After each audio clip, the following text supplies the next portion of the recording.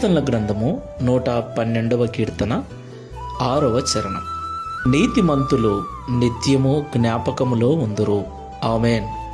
నా ప్రియమైన సహోదరి సహోదరులారా, ఈ లోకంలో జీవిస్తున్న మనమందరము కూడా కుటుంబాలుగా, సమాజముగా, సంఘముగా జీవిస్తూ ఉన్నాం.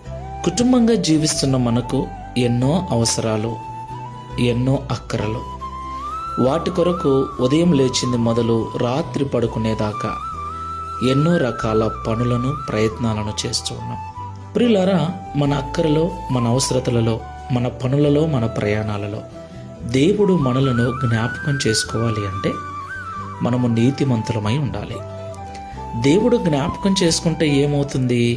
అవును, ఆయన జ్ఞాపకాలలో మనం ఉన్నట్లయితే ఈ లోకంలో మనము పడే ప్రయాస వ్యర్థము కాకుండా, మనము చేసిన కష్టము నష్టముగా మారకుండా, మన కష్టార్జితము పరలోపాలు కాకుండా దేవుడు దానిని కాపాడతాడు. దేవునికి మహిమ కలుగును గాక.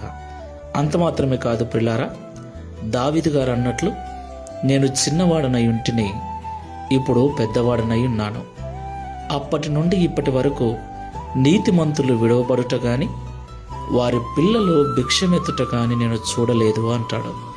దేవునికి మహిమ కలుగును గాక. ప్రియులారా, నీతి మనకు మంచిది. నీతిగా జీవించటము మనకు మాత్రమే కాకుండా మన పిల్లలకు కూడా క్షేమాన్ని ఇస్తుంది. నీతి మనల్ని ఘనతకెక్కిస్తుంది. నీతి దేవుని జ్ఞాపకాలలో మనల్ని ఉంచుతుంది. ఎవరు మర్చిపోయినా దేవుడు మనల్ని మరవక మనకు నిత్యము సహాయం చేస్తూ నడిపిస్తాడు. ప్రార్థన చేసుకుందాం. శాశ్వతమైన ప్రేమతో మమ్మల్ని ప్రేమిస్తున్న తండ్రి, మీకు స్తోత్రాలు చెల్లిస్తూ ఉన్నాం. తండ్రి, దినాలు గడిచే కొలది, సంవత్సరాలు గడిచే కొలది మనుషులు మమ్మల్ని మర్చిపోవచ్చు. మా ద్వారా సహాయం పొందినవారు, మా ద్వారా మేలు పొందినవారు కూడా మమ్మల్ని మర్చిపోవచ్చు. అయితే ఎవరు మరచినా మీరు మమ్మల్ని నిత్యము జ్ఞాపకం చేసుకుంటారని మాతో మాట్లాడినందుకు స్తోత్రాలు. అలాగూ నిత్యము నీ జ్ఞాపకాలలో మేము ఉండాలి అంటే ఈ లోకంలో నీతిమంతులమై జీవించాలని మాతో మీరు మాట్లాడారు.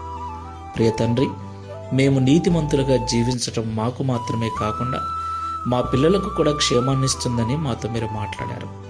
ఈ ప్రార్థనలో ఏకీభవిస్తున్న ప్రియులందరినీ జ్ఞాపకం చేసుకోండి.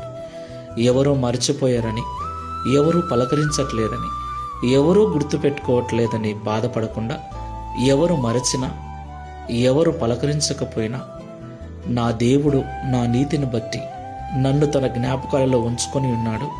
నేను నా దేవునికి తప్పకుండా గుర్తుంటాను. ఆయన నా ప్రతి అవసరము తీరుస్తాడన్న నమ్మకముతో, విశ్వాసముతో నీతి ప్రవర్తన గలవారై ఉండుటకు సహాయం చేయమని, తద్వారా ఈ దిన వాగ్దానమును మా అందరి జీవితంలో నెరవేర్చి మీ నామమును మహిమపరుచుకొనమని యేసు క్రీస్తు వారి నామములో ప్రార్థించి వేడుకుంటున్నాము తండ్రి. Amen. Praise the Lord. God bless you.